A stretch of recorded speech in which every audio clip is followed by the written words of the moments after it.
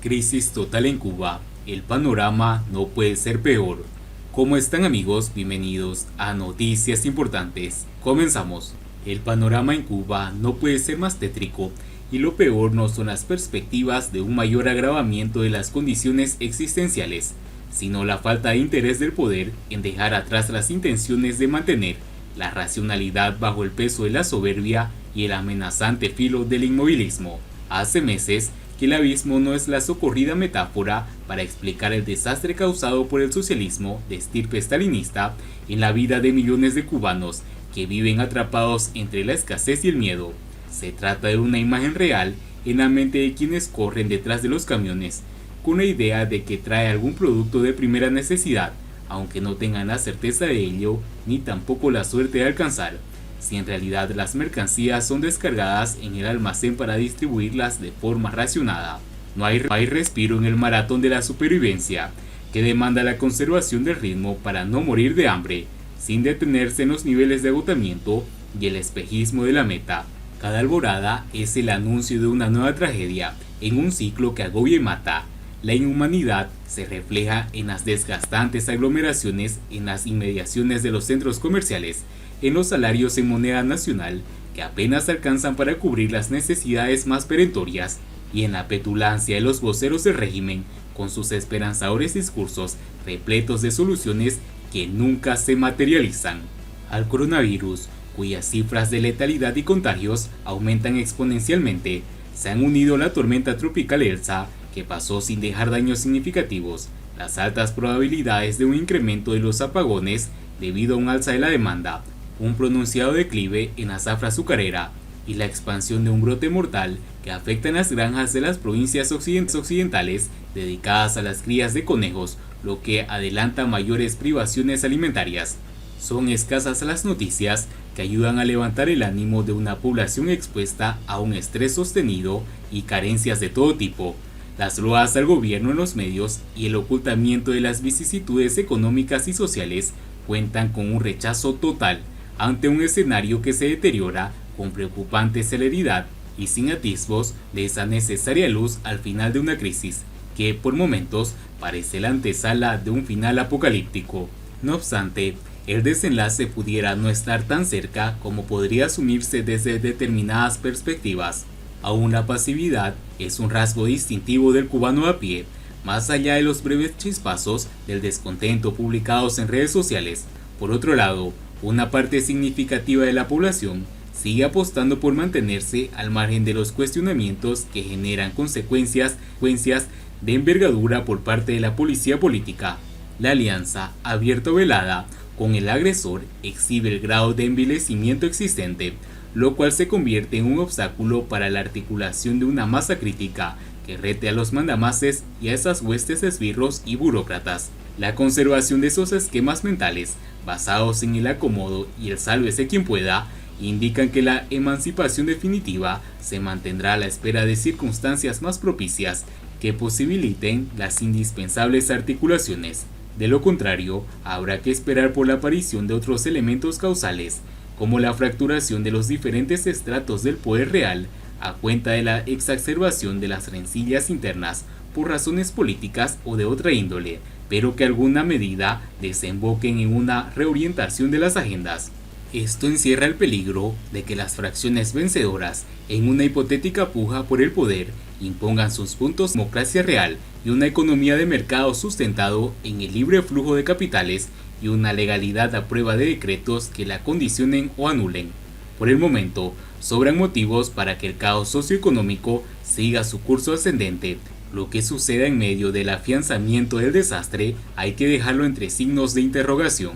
Siguiendo con las noticias, Rusia dejó en evidencia a la dictadura cubana. Si así actúa el gobierno con turistas de Rusia, ¿cómo será con los cubanos emigrados que, deseosos de socorrer a sus familias, han asumido el riesgo de viajar desde países con vacunas y sistemas médicos contrastados? ¿Cuántos test de coronavirus aplicados a emigrados serían falsos, pero implicaron internamiento y sobrecoste? Y todavía hay que aguantar al burócrata Ernesto Soberón, jurando que quieren normalizar las relaciones con la emigración cubana. Rusia dejó en evidencia al gobierno cubano por sus malas mañas recaudadoras de dólares americanos, vías PCRs falsificadas e internamiento forzoso en hoteles de Varadero, con sendos conteos de protección de la presidencia de la Agencia Federal de Turismo y el embajador de La Habana. La torpeza predominante en el Palacio de la Revolución evidencia que sus ocupantes viven convencidos de que sus actos no tienen consecuencias y en su voracidad recaudatoria de dólares americanos ponen en riesgo el único mercado actual emisor de turistas hacia Cuba, generando la ficción de que los rusos son los culpables del desastre sanitario de Matanzas, donde no debieron llegar los turistas si el gobierno creía que serían fuente de contagio. El embajador Andrei Guskov lo pudo decir más alto, pero no más claro. El aislamiento involuntario de más de 150 turistas procedentes de su país en hoteles de Varadero, tras el falso positivo que arrojó un PCR realizado en Cuba, es una situación que no puede ocurrir.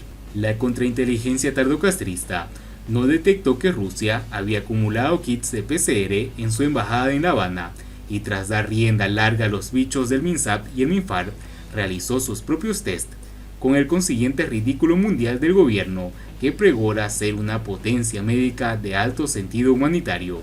Semanalmente llegan a Varadero 12 vuelos de turistas rusos, una oportunidad de oro para cualquier gobierno en la actual crisis económica por el impacto del coronavirus, que en el caso de Cuba agrava la pobreza y la desigualdad estructural del desempeño comunista. Si así actúa el gobierno cubano con los turistas de Rusia, ¿cómo será con los cubanos emigrados que, deseosos de socorrer a sus familias, han asumido el riesgo de viajar desde países con vacunas y sistemas médicos contrastados?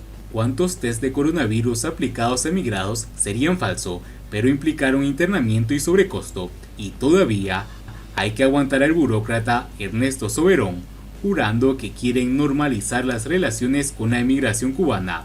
Rara vez un gobierno anormal, que hace de la política cotidiana una normalidad consuetudinaria, podría alcanzar la normalidad en algo, especialmente en una relación desbalanceada, porque el emigrado pone los dólares y sus represores la pose de dignidad y generosidad engañosa para atraer dólares y euros. Ya puede ir el ideólogo Rogelio Polanco desempolvando los argumentos del doble bloqueo, usado por Fidel Castro para aludir al abandono soviético, porque como a los 150 rusos les dé por reclamar daños y perjuicios, como es normal en sociedades del mundo real, el Kremlin pagará la factura por adelantado para que se callen, pero pasará la cuenta a La Habana con un recargo inmunizador y disuasorio de ensayos de estafa futuras. El tumbe, el mayor éxito económico del castrismo, esta vez ha chocado con el oro de Moscú y ha dinamitado la agonizante industria turística cubana, con profundo disgusto para el general Rodríguez López Calleja, que esta vez no tiene a quién culpar porque los ministros de Turismo y Salud Pública, operadores necesarios en la estafa, son peones suyos y fueron incluidos en el reciente Comité Central del Partido Comunista, donde quedaron fuera los bocones anti-Gaesa.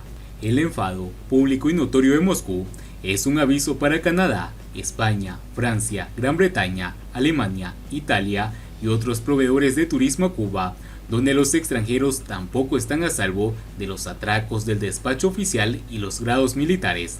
Los alabadores de López Calleja no se cansan de pregonar que es un chico boys, un biznero de categoría, pero con muy mala suerte porque no acaba de encontrar la senda del socialismo próspero y sostenible, y padece tendencias como la de querer timar a los rusos, que Ricardo Cabriza prometió que se portarían bien, tras decirle que, otra vez, la deuda cubana es impagable.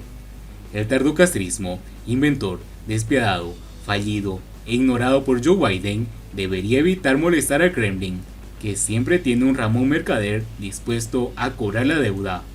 Y bien amigos, así vamos terminando las noticias importantes del día de hoy. Espero que las noticias hayan sido de su agrado y no olviden que nos ayudarían mucho compartiendo las noticias y así poder informar a muchas más personas de la verdadera realidad en Cuba. Muchas gracias por seguirnos, no olviden suscribirse, nos vemos en el siguiente informe.